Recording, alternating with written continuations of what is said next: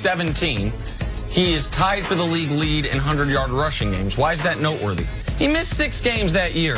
So even though he's had 6 fewer opportunities than Todd Gurley, the guy he's tied with, he is at the top of the league as far as monster rushing games. 3 in a row now for him. This is the Zeke we were hoping to see at the beginning of the season. We're now seeing maybe at a better time at the tail end of the season. Yeah, I think he is even better. I think that this offseason, he thought, like a lot of younger players, let me put on some additional bulk, some additional weight. Then they start realizing when I get in the season, you know, I don't need that additional weight. I think he's gotten a little bit leaner as the season's gone on. He's far more patient than he was the first 5 or 6 games, and his open field running is elite. That offensive line now playing in sync, getting them to that second level. That's why he's putting this special season together, Jenna. All right, Falcons fell to the Saints 31-17 last night. They had no answer for Drew Brees, who threw 4 touchdowns, while Matt Ryan and the offense turned the ball over 4 times. Atlanta is now eliminated in the NFC South. Nick, how disappointing has this season been for the Falcons? Well, wildly, particularly the last few weeks, where if you're the Falcons, it looked like you maybe were going to be able to claw your way out of that 1-3 start, or that 1-4 start, pardon me. But then Cleveland blows you out. You lose a game to Dallas that surprised everyone, and everyone had kind of expected you to lose last night.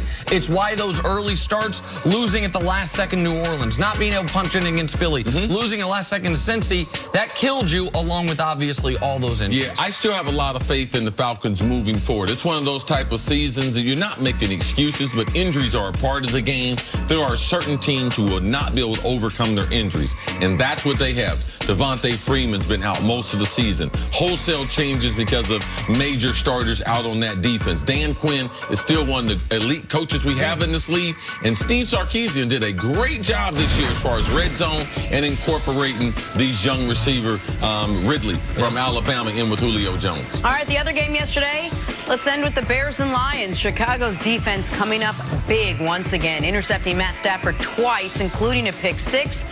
Bears win 23-16 to improve to 8-3 on the year.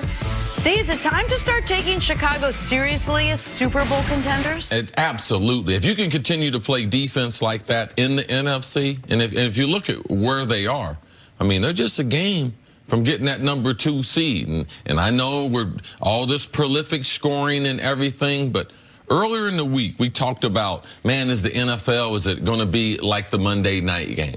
And you asked them with the question, man, can you pick, Chris, you can have one defense. Who are you going to take? I'm taking Chicago. And the reason why they do 2 things that even in this NFL are always still going to be effective, I don't care how many of the rule changes that they make. They got an elite pass rusher in Khalil Mack, who you have to double team so they can get to the passer. Now, and he's not a one-man band. They got substantial draft capital put into that offensive line. Linebackers can run sideline to sideline, can cover people in space, and their secondary, Nick, you've become more and more impressed with this secondary week in and week, because they got the same type of playmakers on the back end now that they have that can rush the passer. And I'm talking about the secondary in just a second. To set the template for what Steve's talking about as far as where they are in the NFC, they're 8-3. Saints and Rams, obviously both 10-1. The Rams have to come to Chicago in a couple weeks in what will probably be cold, maybe a snowy environment. They do have a path where they could get one of those byes. We know they are in position to win the division and have at least one home game. And to win, they just won a game on the road in the shortest turnaround from game to game in the history of pro football. Was it 88 hours? They went from Sunday night football to not only playing Thursday. So people don't like go Sunday night to Thursday night. They went from Sunday night to Thursday at 12:30, and they had to travel. And they had a backup quarterback. And it was a divisional opponent. They have now won 3 divisional games in 11 days after losing their previous 10. They had been 0-10 in the division the previous 750 days. They've won 3 in the last 11. But a big part of that is what you were talking about, C, that secondary. And Eddie Jackson, who I think you coached against in Florida, because you either coached or coached against half the damn league. Like, Eddie Jackson is a guy who now, in a young NFL career, has 5 defensive touchdowns, 3 in the last 4 weeks, including 2 that swung games, 2 that were the deciding plays in critical games for them, the one against the Vikings and then the one yesterday against Detroit when it looked like Detroit might be able to take a lead. He's been a revelation for them. He's been a huge part of that secondary you're talking about. But yesterday we talked about Mitch Trubisky and whether this team would miss him. Now moving forward, did it look like this defense, if they're going to go that far, is going to carry them? Does it matter if it's Chase Daniel or if it is no, Mitch Trubisky? It matters. It matters. Now, they got through this game with Chase.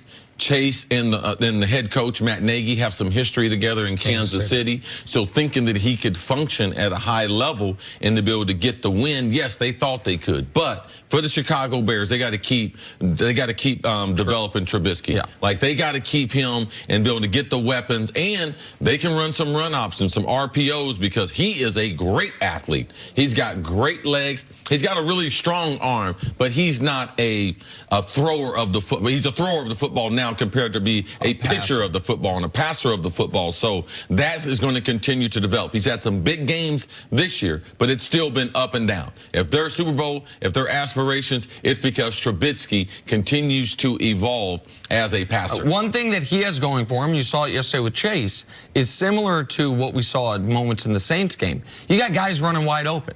Matt Nagy is scheming the hell out of this, out of these game plans, and he's got a lot of speed. Tariq Cohen is too little to be in the NFL. Like, it doesn't make sense he's in the NFL. He is because he is so dynamic with the ball in his hands. Taylor Gabriel, who we saw have good moments with the Falcons a few years ago, he's another speed option. And they use him the right way. Absolutely right. They don't ask them to do things they're not comfortable with, and you see guys just all of a sudden, as Bart Scott would say, he fell for the banana in the tailpipe, guys running wide open. And so that's why Trubisky doesn't have to make a ton of huge throws. But you're right about him being a very good athlete, and they do want him back. Chase, who I think is the best backup in the league, did his job. But Trubisky has the second most rushing yards of any quarterback in football, behind only Cam Newton. Wow. So they need him back. But this is, if weather's going to matter, if defense is going to matter, if the old adages about playoff football are going to matter, the Bears, they don't play in no dome. They don't play in a warm weather city. They are a team built to play in a city like Chicago. I'm going to tell you one thing I thought was really just kind of refreshing to me. And people always try to bring back something from the past. You know, we had the Purple People Eaters in Minnesota, and we talk about the fearsome foursome with the Rams, and even though the Rams are an offensive tack now, and we talk about Chicago, the monster of the Midway. To see Chicago's defensive coaches in the booth yesterday, and they had sweaters on that said monsters of the Midway. I was like, that's pretty cool on Thanksgiving to have football back. Chicago, some defenses, it's not illegal to play defense in Chicago. They got a good defense. Vic Fangio is doing a hell of a job in Chicago this year. All right, let's look ahead to Sunday. The Patriots are hobbling their way into this weekend. Both Tom Brady and Rob Gronkowski were limited in practice this week, but are expected to play on Sunday. Gronk has missed the last 2 games, but hopefully won't be terribly taxed when he comes back as the Patriots take on the Jets. Jets have lost 4 in a row. And all their fans. CC, how much better can the Patriots be with Gronk?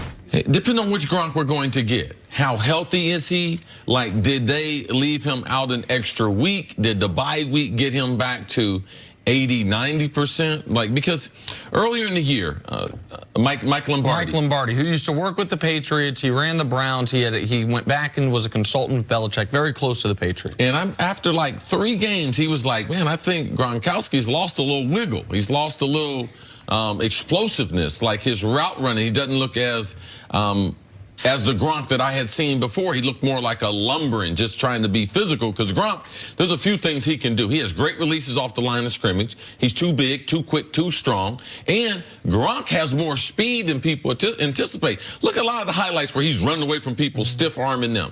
We hadn't seen an awful lot of that. So where is he going to be? If he's back close to 90%, we're talking about an end-of-the-line blocker who is an elite. So if they get him and Sony Michel back, so it's not just Gronk. It's his ability. Can he be great at blocking again? Because he's also going to dictate a lot of coverage from the Jets. The Jets are going to be like, hey, we're not going to let Gronk beat us. So now we should continue to see Josh Gordon continue to take advantage of that, make more plays on the outside. I wouldn't be surprised if Josh is targeted around 10 times. It should open up some things for him, but it also should open up some things for Edelman. So it's not just how many balls is Gronk going to get? It's him on the end of the line blocking. It's the effect it's going to have on Sony Michel and the lack of coverage that they can put on these other wide receivers that I believe will take advantage of those. But if once he comes back, he looks like the Gronk that we saw the last few games he played, he's not going to dictate as much coverage. If he does look like a lumbering, lesser player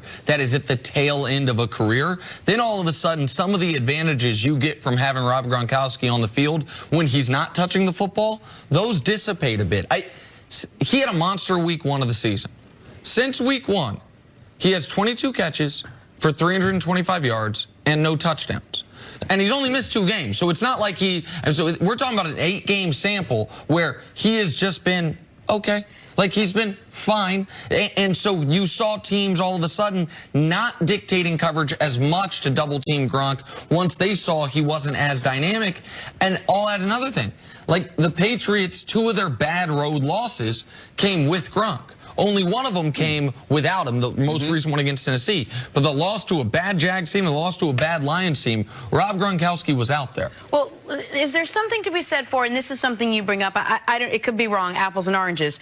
LeBron saves himself as the season goes along because he knows what it takes for him to preserve his body. Is there something to Belichick scheming it this way so you're not seeing 100% of Gronk because they know they need him down the stretch? Yeah, I mean, that's what people can think, but when you really look at it, let's look at what happened this offseason. Gronk, hey, I don't know what I'm going to do. I might go into wrestling. I might go into the movies. I might retire. Then they came to some type of agreement where they gave him a lot of incentives in his contract. That he's not going to hit any of. So there's no way that this is the plan because they wouldn't have that incentive plan. This is what they had to deal with him. Got off to a great start, then all of a sudden got nicked. Now, when he was playing those games and not getting numbers, it wasn't because they weren't trying to throw to him. It's because he was not effective. We saw a couple weeks ago when they needed a play to be made, they moved him outside, and he was able to make that play. But there's only been a few of those. So you can say that Gronk has been injured and is starting to, right now, the featured players on this offense are Sony Michel and Josh Gordon, all right? They are the 2 most explosive and probably been the 2 most consistent offensive players. So to think that here we are halfway through, more than halfway through the season, and those 2 offensive players will be the most consistent, more consistent than Gronk, more consistent than Tom Brady. Right. Like more that would be, than Edelman. That would be shocking news. All right, Jenna, your question there was, Chris's answer was, it never has it been so crystallized in my head how much more Chris likes you than me, because I thought that exact same thing about a year ago. And I said, I think they're kind of waiting to break Gronk out of the garage. And Chris, man, in pro football, you cannot do that. You got to try to win every game. He was so much more gentle. So because I thought the exact same thing, that the Pats know Gronk's got so many pitches left in his arm, so to speak, to mix metaphors. So let's save him for December and January. Let's make sure we don't overuse him, overtax him early in the season. Coach and Mangini have both said you can't do that in the NFL, even though visually I thought I was seeing something similar. One thing about this specific game, the Jets game, because that is the game that he's coming back for, if the Jets are going to have any shot at giving the Patriots another road loss on the year, where the Pats have been bad, obviously, this season, the Jets are going to have to clean up the 3 things they do on offense worse than anybody, which are the 3 worst things on offense to be bad at. They're the 31st ranked red zone team, the 32nd ranked third down team, and the 30th ranked turnover team. So what do you need to be a good offense? Score in the red zone, convert third downs, don't turn the ball over. They have been the worst in the league or among them at all 3 categories. They're going to have an outlier game to even make this close against the Pats. All right, before we go to break, and while we are talking Patriots, CC, check out this clip that was sent to us this week. Happy birthday, Chris. One of my favorites. Great personality, great human being. Celebrate many more happy times together, and just like you made our last trip to the Holy Land special, with your presence. Be well. Happy birthday, birthday, C. Oh, thank you. Thank you. Awesome. Well, thank you. I appreciate that. Jenna could have given me a happy birthday. It would have been from a celebrity. I'm seeing you guys brought in a celebrity. Couldn't give him no happy birthday. This dude on. Wait, the strategy to stand in front of all the Yeah, Robert Kraft's stunting on you a little bit. Stunting on you on your birthday was standing in front of those 5 Super Bowls. Could have done it in his office. Could have done it from the field. No, he's not stunting on me. That's what he should be doing. He's on brand. Okay. So, Yeah. Happy birthday, brother. Yeah, appreciate it. It's this weekend. Otherwise, we would be doing this Yeah, awesome. today. Awesome. Thank you, guys. So, Well, we happy are doing birthday this. to you. We are doing this today. Is another It's way this to put weekend. that.